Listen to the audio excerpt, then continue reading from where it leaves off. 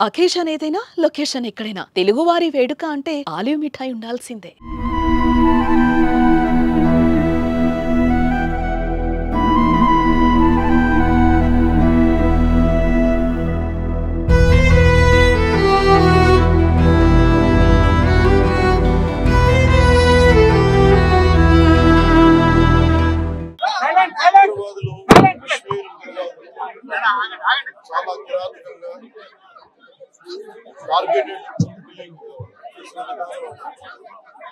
అక్కడ తోటాలు పెరిగితే అది ప్రకృతిలో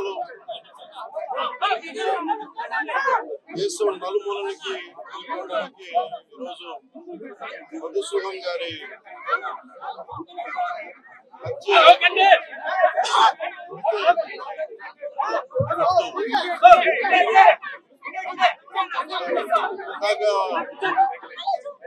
సభ్యులతో మాట్లాడాను. అది క్షణంలో అడుగుతుంది. ఇంకా నమ్మశక్యులైన పరిస్థితిలో ఉన్నారు. ఒక్కరిని ఏ వాళ్ళ చెప్పినవి మీడియా ముఖంగా కొన్ని చెప్పడానికి ఇబ్బందిగా ఉంది నాకు. ఎందుకంటే ఉద్దేశం వాళ్ళ ఏ ధర్మాన్ని ఆచరిస్తారని చెప్పి చాలా కోల్డ్ బ్లడెడ్ గా నిర్దాక్షిణ్యంగా చంపేశారు. అన్ని నమ్మి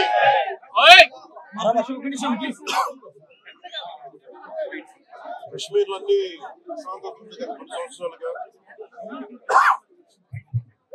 అన్ని బాగుంటాయి చెప్పి వెళ్తే మేము తిరిగి ఈ పరిస్థితుల్లోకి వాళ్ళు నాకు కూడా బాధ మాట్లాడలేకపోతున్నాను. ప్రత్యేకించి దీన్ని ప్రత్యేక సమావేశం మంగళగిరిలో ఏర్పాటు చేస్తాం. కిరాతకంగా ఎంత దారుణంగా చెప్తారు.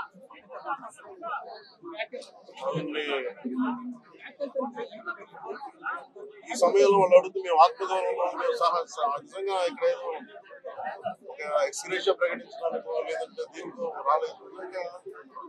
ఉగ్రవాదుల దాడిలో ఇది రిపీటెడ్ గా ఎందుకంటే నేను 86 నుంచి 89 వరకు కాశ్మీర్ లో ప్రతి సమ్మర్ లో ఒక్కొక్క పరిస్థితుల్లో షూటింగ్ వల్ల వెళ్ళేవాడు, పనిచేసేవాడిని. సో నాకు పరిస్థితులు తెలుస్తున్నాయి. మళ్ళీ తిరిగి అలాంటి పరిస్థితులు పునరావృతమైనది చాలా చాలా బాగా తెలుస్తున్నాం. కొన్ని అంశాలు ప్రత్యేకంగా తెలియజేశారు. వారి అమ్మాయి కానీ వారి అబ్బాయి కానీ వాళ్ళ పండగ శోభ చాలా చాలా వివరంగా తెలియజేశారు. ఎంత సాడిస్టిక్ గా, ఎంత మెథాడికల్ గా, కోల్డ్ బ్లడెడ్ గా చంపేశారు. చెప్తుంటే అసలు కడుపులో బాధ ఉండలు చుట్టుకుపోతాం. అందుకని ప్రత్యేకించి ఈ సందర్భంలో కాదు సమయం అవుతుంది అన్నారు. అందుకని ప్రత్యేకించి మళ్ళీ నేను మంగళగిరిలో మీడియా సమావేశం రేపు కూడా వైజాగ్ వెళ్తున్నాను. వారిని కనుక్కొని ఒకసారి ప్రభుత్వం అన్ని రకాలుగా భరోసా ఉంటుంది. మీకు తెలుసు చెప్పట్లేదు, ఖచ్చితంగా చేస్తుందని సందేహం లేదు. కానీ ఇది more than ex gratia, more than డబ్బుల కంటే కూడా బాధలో మీకు తగిలిన వచ్చిన ఇబ్బంది కానీ, ఈ గాయం కానీ, అంటే మనిషి చనిపోయారు కానీ ఈ జ్ఞాపకాలు చిన్న పిల్లల ముందు జరిగాయి, కూతురు బిడ్డ ముందు జరిగింది. ఇది మటుకు ఇది భారతదేశం ఎప్పటికీ మర్చిపోలేదు. భారతదేశం ఎప్పటికీ మర్చిపోలేదు. ఉగ్రవాదులు ఎక్కడున్నా సరే నిర్దాక్షిణ్య ఏరియా. మన కనికరం ఎక్కువైపోయింది, మంచితనం ఎక్కువైపోయింది. నిర్దాక్షిణ్య ఏరియాలో